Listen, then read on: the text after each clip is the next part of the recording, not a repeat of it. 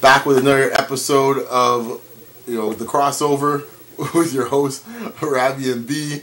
We have some special guests today. Some little guys and little girls around here. Mine's in the background somewhere. She'll show up at some point. Hey, B, man. Yeah, I mean, it's a playoffs, and just like some of these NBA players do after the game, when they have to answer tough questions, they bring the kids to the podium with This them. is your Steph moment right here? Okay. It's all strategic. Yeah. My little one here's a big fan of Steph's daughter. Okay, you gotta be quiet though, baby. Okay? So, alright. Let's do this here. Wrapping up the end of the season. We had two big games on the West Coast.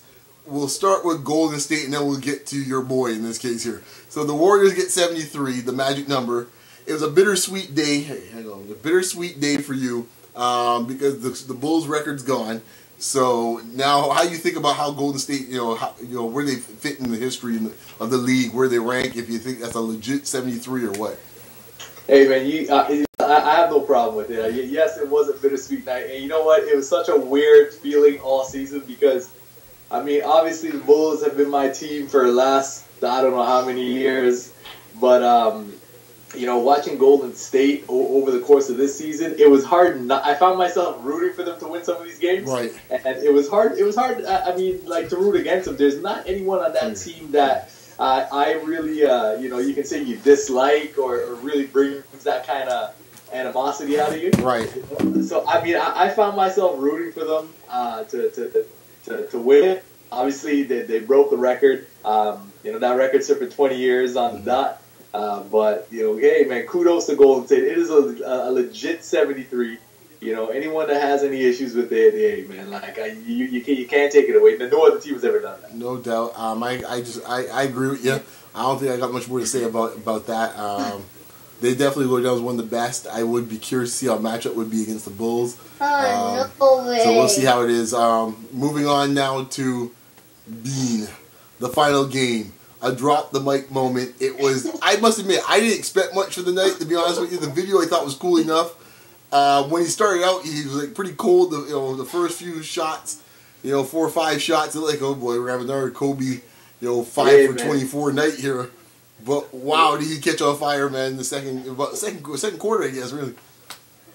Well, actually, I mean, he missed his first 5 shots, but he finished the first quarter with 15 points. Yes, true. Yes. Yeah, so he started off real cold, and even he admitted after the game too, he had a lot of jitters opening night. I think he really felt the moment, and his last game, obviously a lot of eyes are on that game. A lot of people flew in to be at that game, right? And there's a lot of expectations for him to do something very memorable and special throughout that game, right? So I think even like he said, he really felt the jitters coming into it, and I think it showed in the first couple minutes. But he got that game, obviously it's different circumstances, but to me, it was just reminiscent of that Toronto game from, 2006. Yeah, it has to feel to because they were trailing. Like they were trailing. Yeah. He started off the cold, and it just kept growing and growing. You could just feel. Even before he even got anywhere close to 60, you could feel it. Yeah. I was telling some of the guys that are watching the game with me, I was like, he might score 50 after that first quarter. I was like, he might score 50, and that wasn't just a sarcastic. He's going to score 50. Right.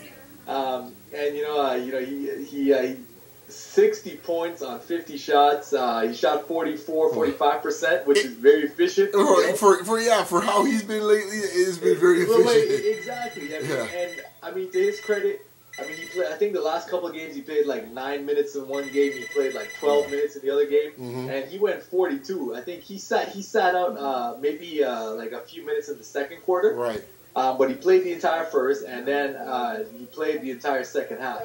Right. And I think, that alone to me is just remarkable. What he put his body through to get through, and a lot of people have been coming out and saying, "Oh, well, Utah didn't play any defense. Utah didn't," but he still had to hit some real tough shots. Right. He wasn't like hitting layups. He was hitting 20+ footers. Those were like legitimate shots that I don't think you really could take away from. I know I hear some people trying to take away from it. I'm like, dude, sometimes you just gotta realize when you gotta take the L. For all the Kobe haters, like you just gotta realize when you have to take an L. So, I mean, you have a lot of players in their primes who could score 60. Right, exactly. I mean, think about that. Exactly. You know, so, I mean, to go out, I mean, like that type of, I mean, that's quintessential Kobe, that game. Right. You know, he went out scoring, dropping a 60-piece, getting the W, you know, giving the fans a memorable moment. Yep. You know, one last Mamba moment. You know, Mamba out, and he literally dropped the mic.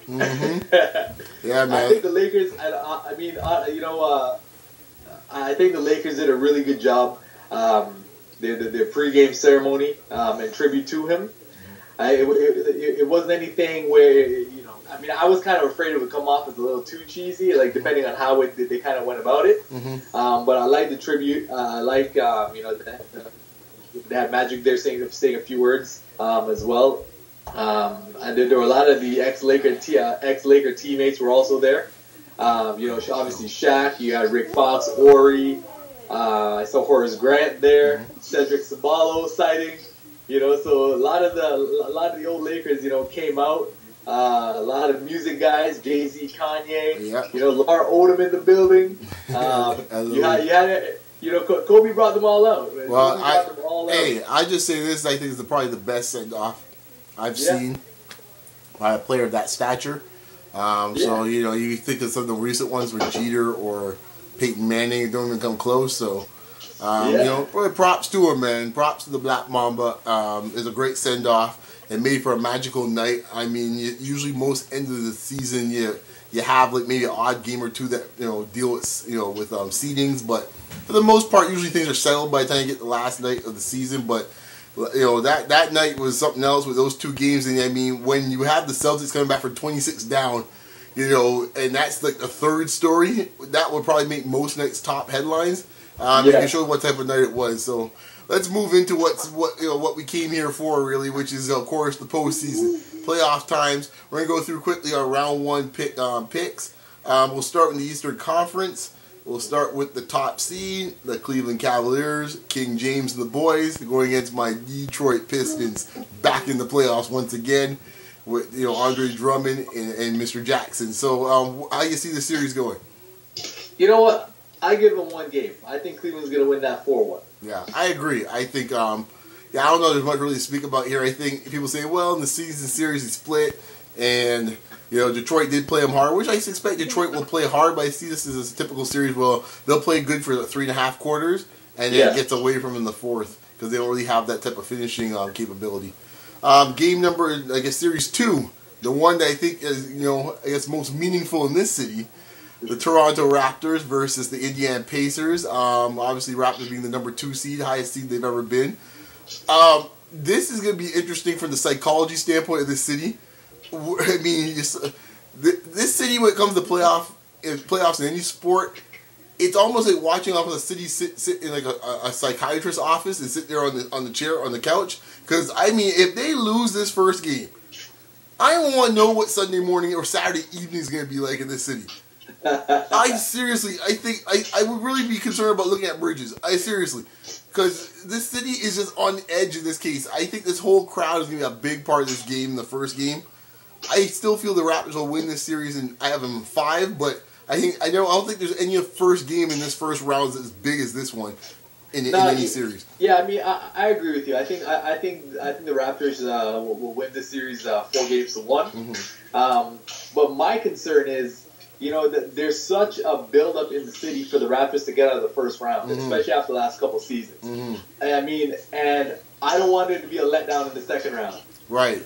You know what I mean? Like, you got to continue. It's not just to get out in the first round. Well, yeah, but you got to crawl before you walk, as they say. So, I mean, right now, they just need to get out the first round. By hook or crook, they 5 games, 4 games, 7 games. They just need to get out. That's all they need to do at the moment. And then you figure out the second side. I understand where you're coming from, but I just don't want to be jumping ahead of schedule because when you haven't done nothing yet. And I think right now, this is Lowry and DeRozan's moment right now. I think, even though I always go and subscribe by the team that's the better player, and that technically that is Indiana. But I think the 2 is greater than the 1 truly in this sense that when you get past number 1, the next 2, 3, 4 best players might come from Toronto. So you're right. See it that way. Quickly over to Miami, Charlotte. I like this series. Charlotte in 6. Here's my rationale. Miami's always got someone, hopping around, gimping around, someone in crutches, someone, you don't know what you're getting from a Miami roster. And then you get the head case called Whiteside. You know what you're going to get from him. So I'm still stick with the steadiness of Charlotte. They play strong defense. Batum's even 80% or 80% healthy. I think they're going to give them more than they can handle. And I like their youth and just athleticism. Give me Charlotte. Yeah, I mean, I actually have this one. I have this one, Charlotte in 7. I think it's going to go the distance, but I think you hit the nail on the head there with Whiteside. I mean, he's always the X factor. It's all about having his head in the game and carrying himself with a certain level of professionalism. But obviously, if you look at Charlotte, they've been one of the hottest teams since after the All-Star break. So they've really gelled and come together, and I think they're coming together at the right time. Exactly. Finally, the fourth game or the fourth matchup, Atlanta. This is the 4-5 matchup, Atlanta versus Boston. I like Boston this series, actually. I think Boston they have a scrappiness. They play tough defense, especially on the perimeter. As they say, D travels. I think Atlanta has a softness about them that concerns me in a playoff series. It's always been the case with Atlanta. I like the C's in this case in 6. I think I'm rooting for the Celtics in this one. I think Atlanta's had their chance. Yeah, I think I still have some bitterness from last season. They just laid an egg in the playoffs. Right. And it was just such a letdown. So you know what, man? Hey, Celtics, I'm rooting for. I never thought I'd say that, but I'm pushing for the Celtics. Put Atlanta up the pasture, huh? Oh man.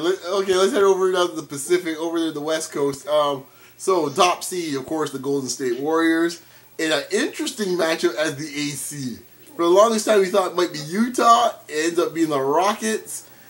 I expect Golden State to win this, but I wouldn't be surprised if it's a little bit of a tussle for a game or two. I like Warriors. I still like Warriors in 5, but I wouldn't be surprised if it goes 6. I think Harden can steal you a game or two. Let me tell you something.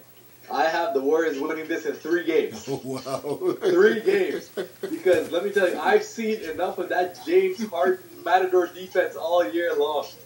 Let me tell you, this guy is just, I am not sold on James Harden being the focal point of that team. And I think they'd be better off without him. A lot of people like to rip on Howard. Howard was the steadiest guy on that team. No, yeah, I expect Howard to be fine in the playoffs. You're right. The X factor is the beard. Exactly. I mean, it's a lot of. I mean, and I think he obviously came into training camp not in shape. Yeah. His defense slightly improved last year. He was getting a lot of praise for it, and it's taken 3 steps back this year. Well, then you have the Kardashian curse too. So I mean that too. You can't.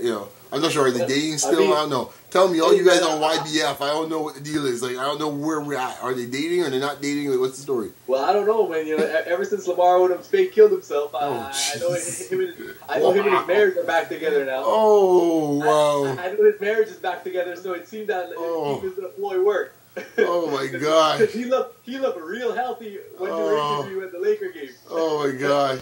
Folks, don't look for compassion for Rabbi in this case here when the time comes. So wow. Okay, let's go. Seeding 2 to 7. We have here the Spurs versus who we have? Spurs against Memphis. I think in this one here, you gotta like San Antonio. Memphis will fight hard. They got the front court stuff like that. But I just don't think Memphis got enough bodies to even make this a series, man. I think Spurs are 5. I mean, I think this was going to be a sweep. I think that obviously the loss of Marc Gasol for the year it's too much. Sitting low. Yeah, it's too much. Exactly, it's too much. I mean, their guys are like 1 year older. Yeah. And steps slower. I think, and I mean, obviously the way the Spurs have been rolling, throughout the season. Right. It's I say Spurs are going to sweep this series. Yeah, for real. Okay, next series 3 versus 6. We're looking at the Los Angeles the Oklahoma City Thunder, pardon me, versus in this case the Dallas Mavericks. As a Mavericks fan, it's probably the worst matchup possible because the worst thing they want to see is a team with that much speed and athleticism. And this could get ugly for Dallas. Just out of respect to my Mavericks, I give 5 games, but I wouldn't be surprised if it's a sweep. Like I just can't. I just can't see any conceivable way this even gets to 6 games. Like, well, hey, give him 5. Like your boy, like people in this city. I mean, we know the song real well. 0 to 100 real quick, and I think that sums this one up, Ryan. I think that was my steal one here and there, but Westbrook's getting a triple-double. I'm looking for a sweep. Westbrook's averaging triple-double this series. This is gonna get ugly real quick. Real quick. And finally, 4 versus 5. This is an intriguing matchup. Clippers-Blazers. I honestly, obviously, being Toronto, the Raptors are gonna have some prominence with me and interest, but my second choice is this series. I tell you, if you're a team you didn't want to face one of the top 4 seeds, this is the team you didn't want to deal with. Because Damian Lillard is one of them dudes that I don't know if you really want to be dealing with in a 7-game series. So I'll give Clippers respect, but I give him 7 games. Like, I wouldn't be surprised if Portland takes them out. Like, but I'll give him 7 games to Clippers. You know what? I took a look at the standings this morning. And I am going the other way. I'm going Portland. I don't blame you. I'm talking myself out of it. I don't blame you. Yeah, I'm going Portland at 7 because I think Lillard's going to explode. I think this might be his coming out party. Well, he exploded 2 years ago against Houston, so I mean, like, I don't know. I'm just thinking to myself, like, the Clippers, man. Any other team's got more psychological issues than the Raptors when it comes to playoffs recently, it's the Clippers. Exactly.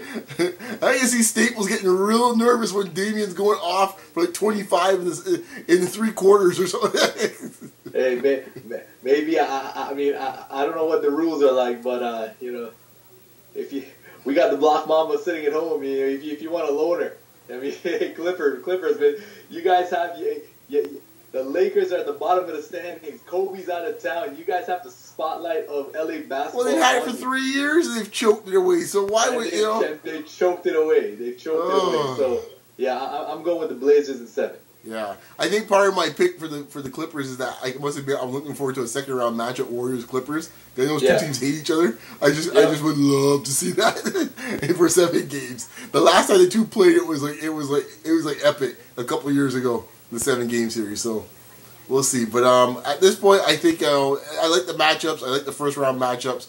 As usual, the West has more compelling matchups, but overall, it's gonna be a fun playoffs. And go Raptors! We hope we get through the 1st round. So we'll see. Where can the good folks find you, Ravi?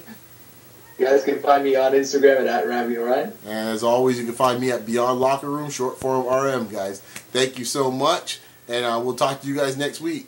Peace. Peace.